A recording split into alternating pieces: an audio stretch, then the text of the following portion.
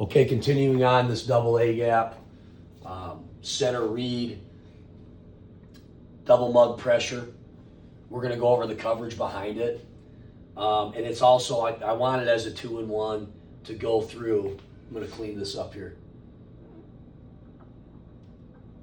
Because what I want to do is this, we can kind of kill two birds with one stone with this clip and go through adjusting the motion, okay?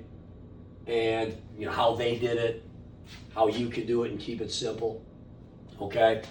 But this is a balanced formation. It's a pretty basic formation. They're in a doubles look, okay? And to the boundary, the X and the H, or whatever you call those receivers in your offense, okay, they're stacked. We've had that where we've done it when I was on the offensive side of the ball. If we line up in doubles, okay, to the boundary, they just stack. That was their rule. Okay, but what we get is a motion coming from the weak side, and at the snap, he's outside of the tackle, okay? Basically stacked behind number 2 to the field, okay? So what they checked into, okay, is they rolled the star back, and he played the vertical hook, okay? He played the vertical hook. They create levels to their zone coverage. So they're going to have somebody that's playing a little higher and still be an underneath defender in coverage. And they'll have an underneath player to this side, and he's playing lower, okay? And they're creating levels that way. Now, what they did, I know you have different checks. A lot of guys like to check in the stubby, okay? Maybe you might lock this guy, and we banjo with the coverage players to this side. But it's really important to understand, where is this guy at the snap? Okay, is he in the backfield, meaning is he between the tackles? We might check into a coverage that we play against 2-back then, because that becomes 2-back. That becomes a 20 personnel look, okay? If he's outside of the tackles, now it turns into a 3-by-1, so we got to get into our 3-by-1 coverage, okay, into our trips coverage. So it's where is he, what proximity is he of the tackle at the snap? Is he in the box? We get into a 2-gap coverage. Okay, is he outside of the box? It's 3-by-1, 10 personnel. Okay, we get into our 3-by-1 open coverage. Okay, so that's important to know. Some guys have rules where if his shoulders are parallel, he becomes a vertical threat at the snap. If he's still in that jet motion and his shoulders are perpendicular to the line of scrimmage, okay, he doesn't become a vertical threat. Some guys use that rule, and if that helps you out, okay, that can be useful at the high school level. Okay, so what they did was they checked into a 3 cloud. Okay, they had a hard corner, and he was playing farther back. Okay, looked like a quarter or a cover 4, country cover 4 look. Okay, and then post snap, he rolls down. Okay, and he squats the flats. He squats the flats. Okay, and there's different read progressions you can do out of that. Okay, but for the sake of just keeping this simple, I'm going to call it as he's squatting the flat on that. Okay, he's a hard corner. The strong safety cheats over.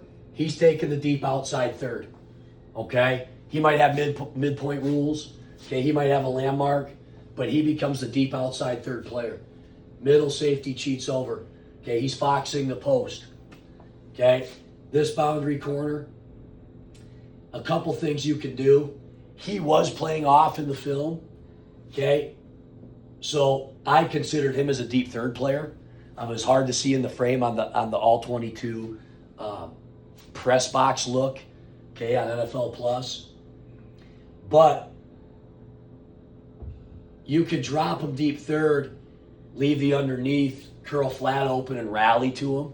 Okay, you could drop this guy and be the curl flat player. Okay, they left this pretty vacant. Okay, so for this coverage that I'm drawing up, we're just going to have him automatically lock. Okay, and again, these clips are how can we convert this into stuff they do on Sundays, and how can we simplify it, and how we can run these concepts at the high school level. Okay, so we lock, we get a 3-by-1 away. Okay, still considered a 3 cloud, but we're playing 3 cloud to trips. We lock that backside. He's still we still consider him your deep third to the outside. We want to play tighter any quick game, okay, to the X backside. And that also allows us, okay, and this is what they did, very important detail, is they dropped this jack and he just became a low hole player, okay? This Sam, he expanded and he became the wall 2 player, okay, just holding the curl. And that stars the vertical hook, okay? And what this guy's doing is taking anything back and he's playing any kind of crosser, okay? And if there's nothing coming his way, if these guys are all vertical, he's just gonna read the eyes of the quarterback and try to just be that low hole player, okay, underneath. So layers to the field on the underneath coverage. We've got a flat player. We've got a curl player. We've got a vertical hook player, okay? Then we just got a vision dropper, okay, or a crosser squatting in the low hole. Locking backside, okay, middle third, okay, deep outside third.